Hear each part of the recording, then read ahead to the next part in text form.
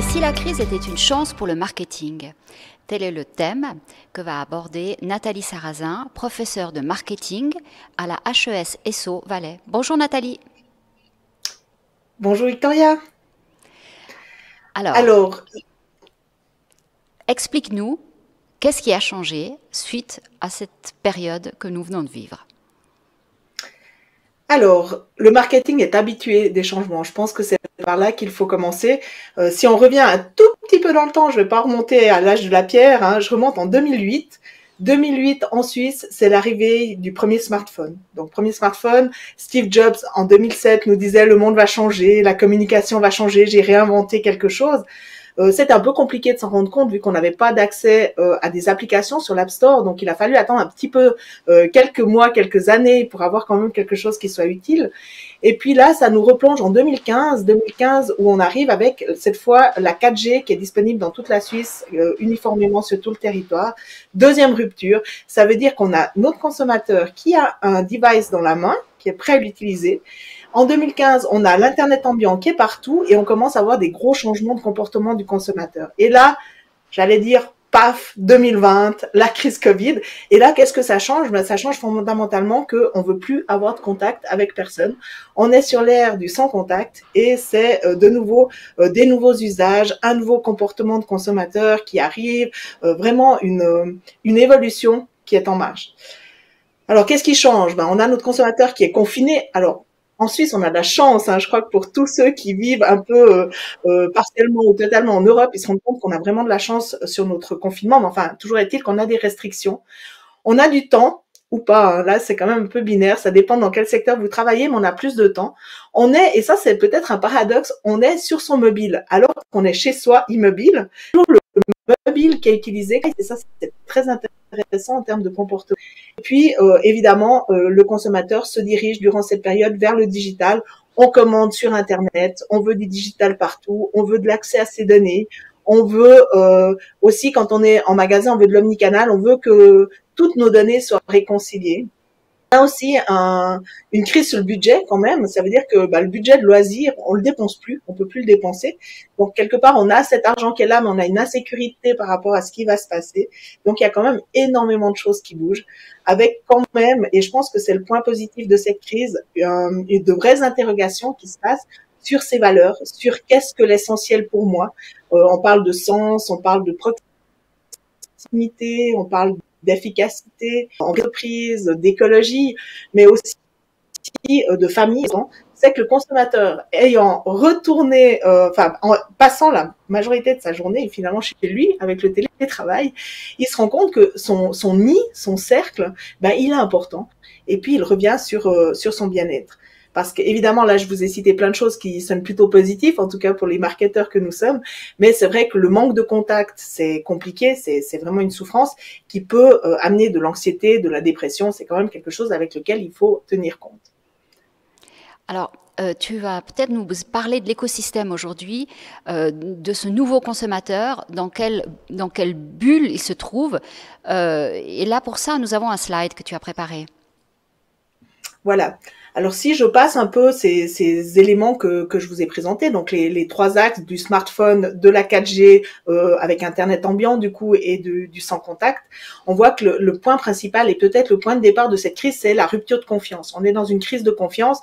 Première crise de confiance envers les politiques. En Suisse, c'est pas courant qu'on ait ce clivage. Il faut plus de liberté, il faut plus de restrictions, il faut aller plus loin dans le sanitaire ou au contraire tout ouvrir. Donc vraiment, il y a une rupture de confiance qui est là et qu'on sent vraiment de manière assez forte partout dans le monde. Ça, il faut le relever, mais spécifiquement aussi chez nous.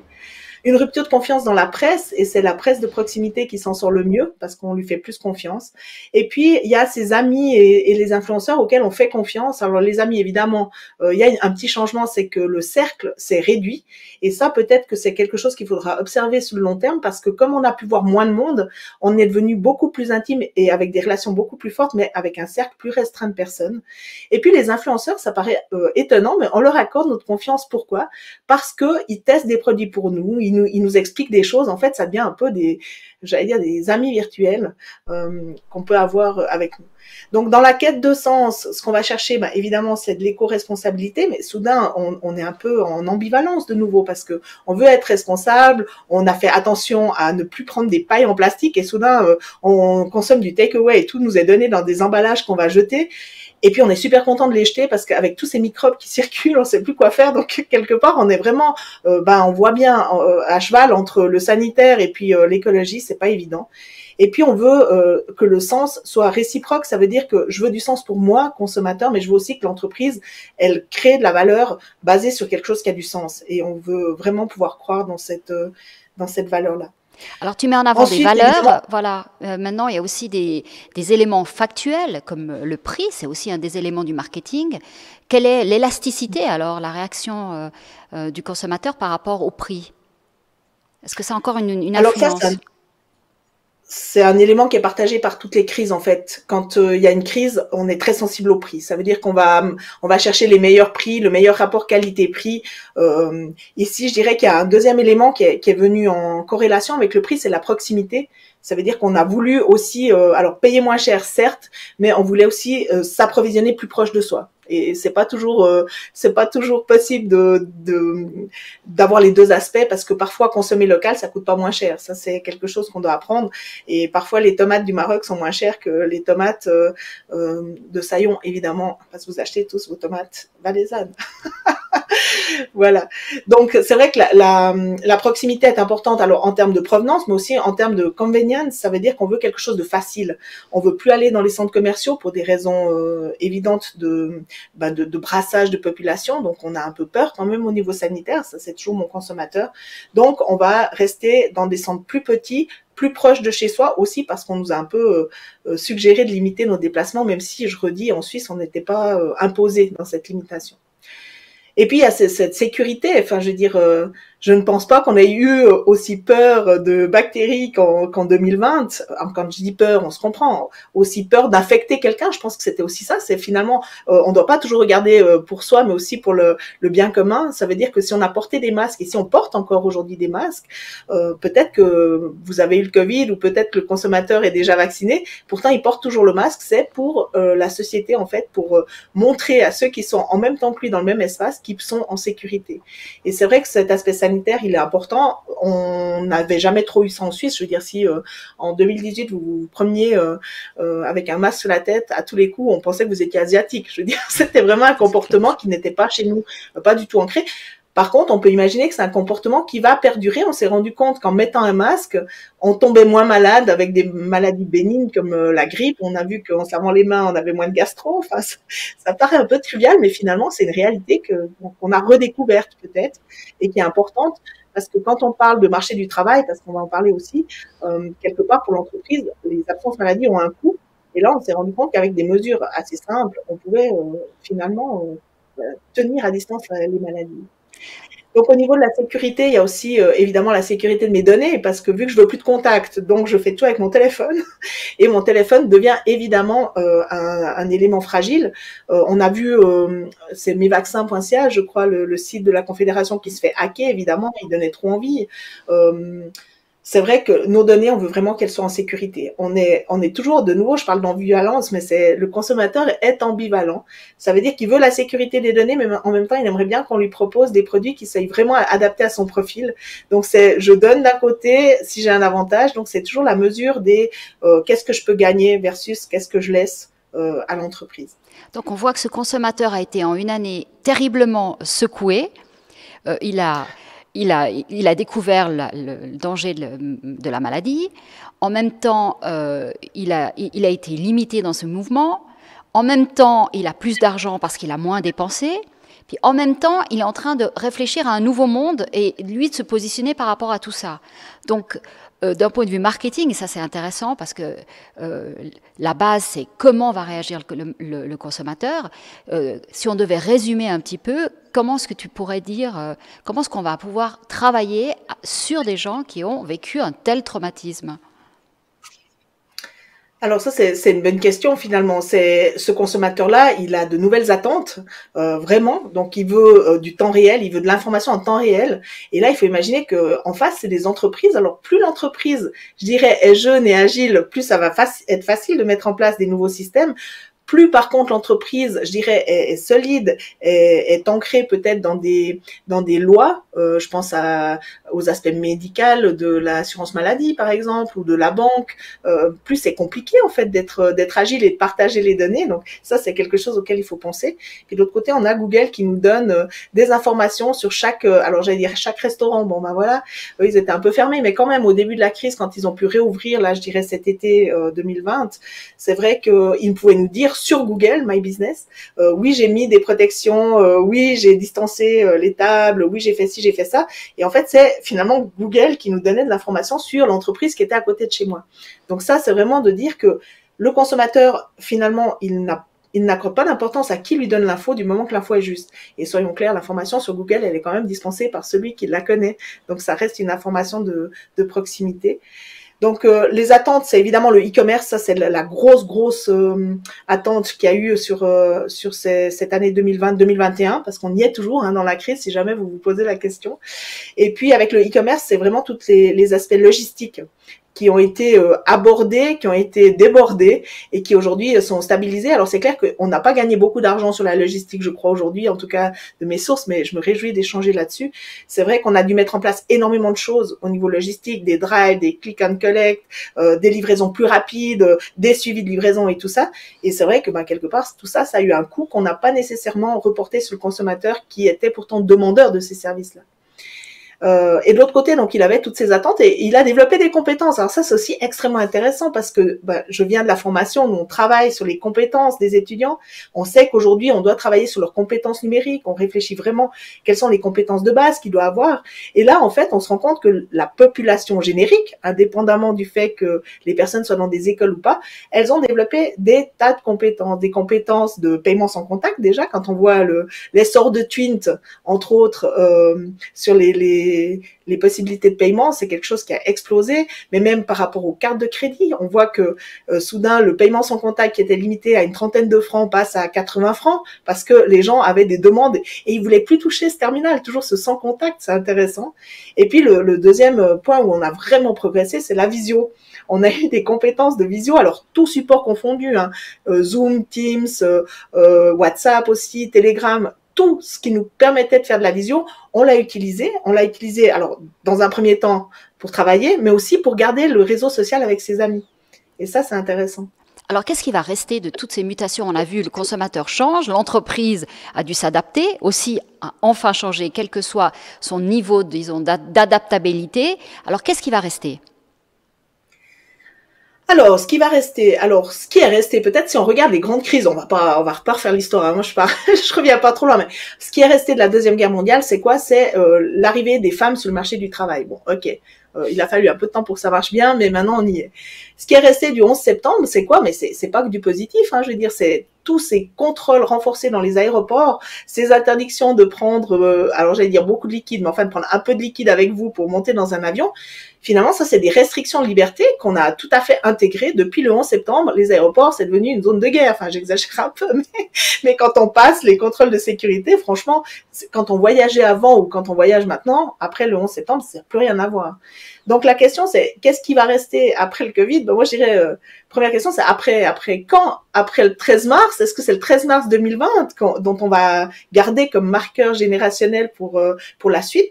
Moi, je crois pas. Je crois que la grande différence entre le 11 septembre et la crise qu'on vit aujourd'hui, c'est vraiment sa durée. C'est qu'aujourd'hui, moi, je me prononce pas sur une sortie de crise. Et j'ai l'impression qu'elle va se faire un peu tout en douceur et peut-être pas de manière uniforme pour tous les pays. On doit faire une sortie de crise finalement sanitaire, évidemment. Et là, on suit les chiffres. Et en tout cas, on suit l'actualité du Conseil fédéral. Je crois qu'ils n'ont jamais été autant suivis sur leurs réseaux respectifs que cette dernière année. Mais c'est de dire, oui, on suit aussi les normes et finalement, nous, on le fait. Chaque métier est impacté par les conférences du mercredi, quoi, quelque part, ou du vendredi. C'est-à-dire qu'on va regarder qu'est-ce qui va changer pour mon métier, comment est-ce que je vais pouvoir le faire.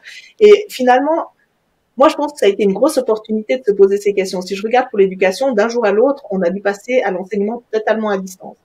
Et Dieu sait, enfin, je veux dire, je suis conseillère pédagogique dans mon école, je ne suis pas du tout convaincue que le 100% de distanciel, c'est une bonne idée.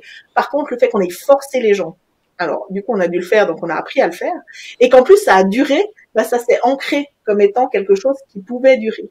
Donc je dirais la crise, ben, on verra après ce qui va rester. Moi je pense que peut-être qu'on sera d'accord d'amener une preuve d'immunité pour participer à des événements publics par exemple. Alors j'entends évidemment hein, tout ce qui se dit mon Dieu c'est horrible, c'est le crédit social chinois qui arrive chez nous, enfin tout ça. Oui, c'est vrai que c'est pas idéal. En même temps, moi en 1994, j'ai été me promener en Inde, je devais avoir un visa et des vaccins. Je veux dire, j'avais le choix de les faire ou de ne pas y aller. Je veux dire, et personne s'est élevé en disant c'était inadmissible. C'était ma foi, c'était comme ça. Et finalement, bah, c'est de dire aujourd'hui peut-être on doit se poser cette question. Est-ce que c'est l'individu, le consommateur, est-ce que c'est moi qui compte le plus, ou est-ce que je peux réfléchir en tant que société? Alors tant que je suis chez moi, et le consommateur était beaucoup chez lui, donc il a pu penser à son bien-être, etc. Dès que je suis dans un lieu public, bah, c'est le bien commun qui doit arriver. Et c'est vrai que bah, ça aura un impact quand même sur nos habitudes. Parce que finalement, cette crise, elle a duré vraiment. Donc, on s'est ancré dans des nouvelles habitudes. Elle nous a, enfin, les changements qui sont venus, on va les garder que s'ils amènent des avantages. Clairement. Sinon, on les adoptera pas. Et puis, si ces changements, ils nous demandent trop d'efforts, on va pas les garder. Donc, en gros, ce sera vraiment un savant équilibre entre est-ce que je gagne quelque chose, sinon je vais le jeter. Là, je pense au masque. Si je gagne quelque chose de pouvoir aller travailler malgré tout, bah, je vais le mettre. Est-ce que je vais faire le vaccin? Bah, si je gagne rien, non. Mais si, du coup, je peux reprendre l'avion, ben voilà, l'être humain est quand même hédoniste, donc on parle de réenchantement après cette période. Donc on voilà, voudra c'est des hypothèses. Là, maintenant, donne-nous ces hypothèses pour un petit peu ce monde d'après. Pour le monde de demain, effectivement. Donc les hypothèses, bah effectivement, c'est la valorisation des circuits courts, du local et du bio dans l'ordre. Hein. C'est le e-commerce. Voilà, le grand gagnant de toute cette crise, c'est le e-commerce. On y est enfin avec l'omnicanal évidemment qui est lié complètement cette thématique avec le phygital aussi que vous connaissez bien, qui est évidemment toujours là. Et puis quelque chose de plus particulier, c'est le retour du do it yourself, c'est-à-dire que maintenant on va cuisiner, on va couler les tutos. Enfin, si vous avez regardé un peu ce qui s'est passé, comme les gens étaient chez eux, même qui travaillaient, hein, qu'on soit clair, on a quand même gagné, et ça, il faut le dire, ce temps de transport, ce temps qu'on perdait, en fait, à se déplacer, bah, on peut le réutiliser pour faire quoi? Aussi pour être plus proche de sa famille, pour avoir des nouvelles valeurs.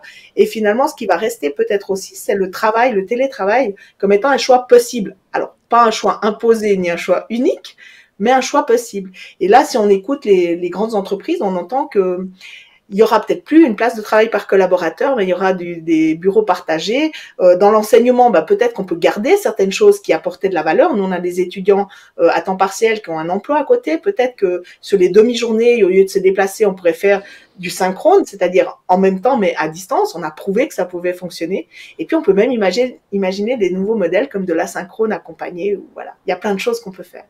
Est-ce qu'on pourrait juste imaginer 2 secondes, Nathalie, cette même crise il y a 30 ou 40 ans? Parce que là, on est en train de parler de changement de modèle, mais il n'y a pas eu encore de perte de valeur énorme de l'économie. Il y a 30-40 ans, sans Internet, tout se serait arrêté. Alors voilà, c'est peut-être ça. Hein. Je veux dire, la crise, en tout cas économique, aurait été bien pire parce que, ben voilà, si vous ne pouvez pas vous déplacer, si vous ne pouvez pas sortir de chez vous, auquel cas vous êtes un risque sanitaire pour les autres. Alors, j'étais pas là hein, dans la crise sanitaire, ni de la peste, ni toutes ces crises. Non, mais la grippe espagnole, par exemple, en 18, tout s'arrête. Aussi, voilà. Mais... encore plus loin. Voilà, bah, qu'est-ce qui se passe tous et qu'est-ce, bah, comme il y a 2 éléments, je pense que c'est que on travaille donc le pouvoir d'achat diminue et que c'est des personnes à manque d'informations. Je crois que cette crise qu'on vit maintenant, elle a quand même ça de fou, c'est que non seulement on a Internet et ça nous a permis de continuer à travailler, il y en a qui verront que c'est peut-être un inconvénient, hein, on a pu continuer à bosser comme des fous. Mais on a pu continuer à produire différemment, mais on a créé des nouvelles choses, on a eu de nouvelles compétences, mais bah, aussi on s'est rendu compte que si vous n'avez pas Internet, bah, quelque part, qu'est-ce que vous allez faire? Alors, il y a eu quand même un petit peu cette volonté, c'est vous allez planter votre jardin et puis mettre des pommes de terre et quelque chose, il faudra manger. Et je crois que ça, c'est la chance qu'on a aujourd'hui, c'est que le fait qu'il y ait eu Internet, le fait qu'on ait toute cette communication possible, parce que le fait de pas pouvoir voir les gens, c'était quand même quelque chose de dramatique, bah, ça a permis de continuer. Et le dernier point qui est fondamental, c'est l'information. En réel, on a su ce qui... Et je crois que c'est la première fois, j'avais lu un article là-dessus où il disait, c'est la première fois qu'en temps réel, le consommateur, ou en tout cas le citoyen lambda, voit les données en même temps que celui qui décide. Je veux dire, faut imaginer que on a les mêmes données qu'à l'inversé, quoi, finalement. Donc, on peut bien un peu critiquer ce qu'il fait, parce que nous aussi, on aurait envie de jouer un peu avec les pions, mais c'est vrai que là aussi, c'est que il faut imaginer, si on revient dans le temps, jamais le citoyen n'avait la même information que le décideur. Et là, soudain, on est à pied d'égalité au niveau de l'information. Après, il faut faire attention, évidemment, et là, on est en 2021, donc on sait ce que c'est que les fake news. Et là, c'est peut-être la difficulté. On a de l'info, quelle est la bonne info, comment on trie le bon grain de livret pour reprendre des... Mais ta remarque est très pertinente parce que justement, ça nous place tous dans une situation de leader. C'est-à-dire, tout le monde peut décider aujourd'hui. Et donc, on voit que dans le monde de l'entreprise, la place du collaborateur a évolué. Le consommateur ne veut plus être juste une personne qui achète, elle veut aussi avoir son mot à dire. Donc, comment est-ce qu'on va pouvoir former, et tu es dans le monde de la formation, comment est-ce qu'on va former les gens qui seront utiles à ce nouveau monde, donc les leaders de demain et même d'aujourd'hui, j'ai presque envie de dire. Disons qu'on les forme aujourd'hui pour le monde de demain, on va dire comme ça, on a 3 ans de distance. Alors c'est vrai qu'il faut se poser ces questions et finalement, quelles sont les valeurs que doit porter ce leader de demain? Alors évidemment, il doit avoir la compétence digitale. Je crois que cette fois on a bien compris, ce sera plus négociable. C'est ce qui nous a permis de continuer à produire, à créer de la valeur, mais aussi à créer du divertissement. Hein. Je crois que si on parle des plateformes comme Netflix, Amazon Prime et Play RTS, bien sûr aussi. Hein. Play Suisse. On peut pas passer. Voilà, oh pardon, Play Suisse. Voilà, ben, enfin toutes ces plateformes de streaming ou de diffusion, ben, elles ont explosé. Évidemment, soudain, on se dit, ben voilà, comment est-ce qu'on peut aussi se divertir avec cet outil-là. J'en ai pas parlé, mais pour le tourisme, tout ce qui est réalité virtuelle et tout ça, enfin, je veux dire, on est dans un truc qui est en train de changer et qui est complètement fou. Mais si je reviens à mon leader, évidemment, les compétences digitales, ça va être important. Il va falloir qu'il puisse bouger dans un monde où on parle d'intelligence artificielle, de machine learning, d'internet des objets, enfin, voilà, tout ce que vous connaissez bien maintenant. Mais voilà, il faudra non seulement en parler, mais le mettre dans l'entreprise et surtout dans le quotidien des utilisateurs. Il devra avoir, et ça on en a relativement peu parlé, tu l'as abordé, c'est cette capacité de décision. Je crois que c'est ce qui a changé, c'est qu'on est passé d'un monde, alors ça faisait déjà quelques années hein, que le mouvement est en place, on changeait le management, on voulait plus de ce management ultra hiérarchique, plutôt du management participatif, mais là on se rend compte qu'il y a un petit gap, c'est qu'on a des leaders qui ne veulent pas nécessairement être des décideurs. Ça veut dire qu'on peut avoir un management plat, participatif, mais on doit quand même à un moment donné décider. On doit être capable d'évaluer, de prendre des risques, et puis tout en restant collaboratif. Donc on peut être ambitieux et modeste en même temps. Ça c'est quelque chose qu'il faut savoir.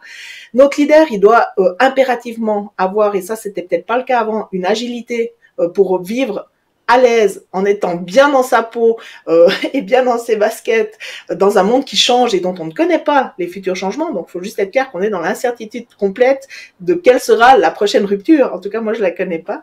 Donc, il doit être résilient, il doit être résistant au stress, c'est important. Il doit quand même avoir un sens de la gouvernance, même si je dis elle a des nouveaux formats.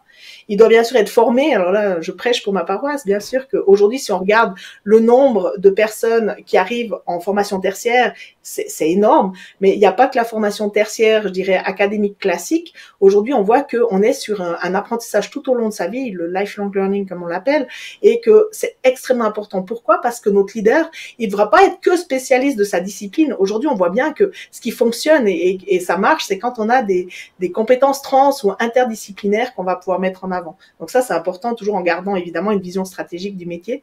Et puis, il doit avoir, et ça, je crois que on parle de soft skills tout le temps hein, maintenant, mais vraiment ces compétences relationnelles.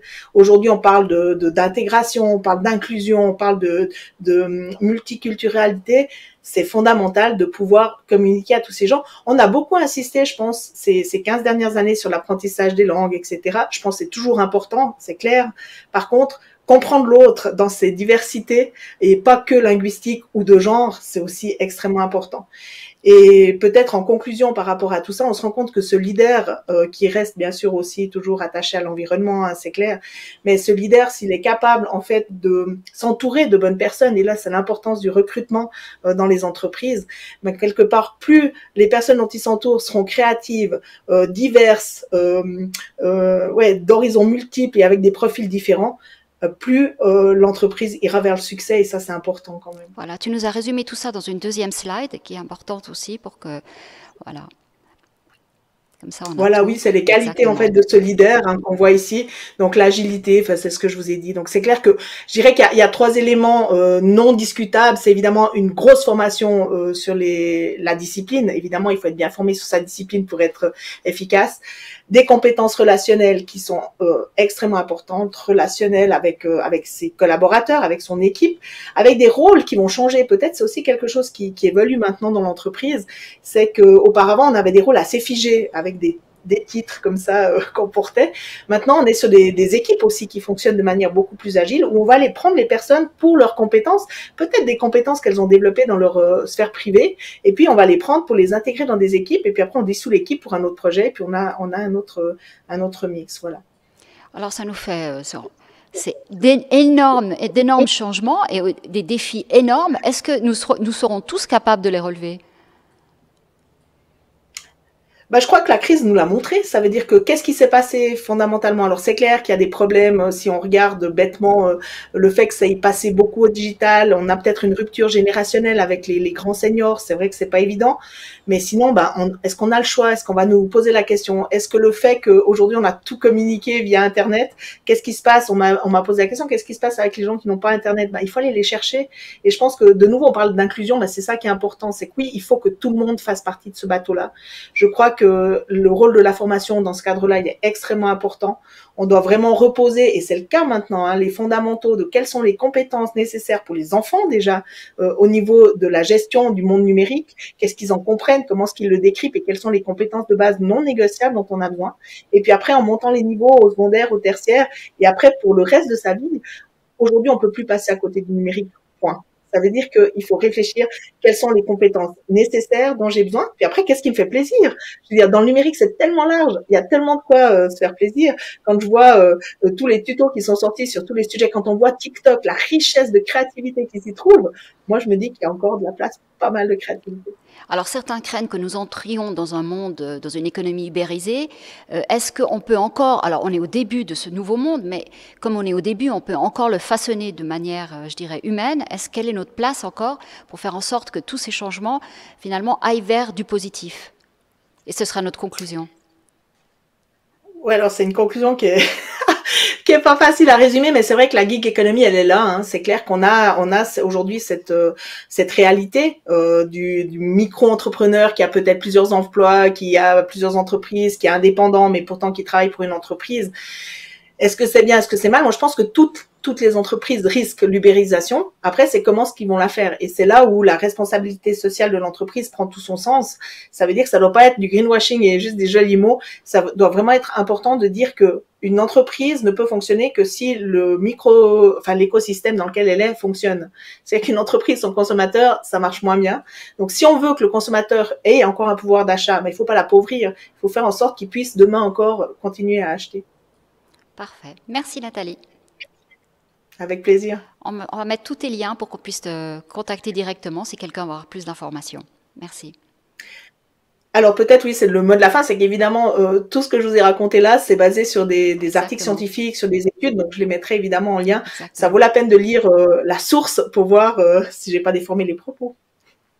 Merci.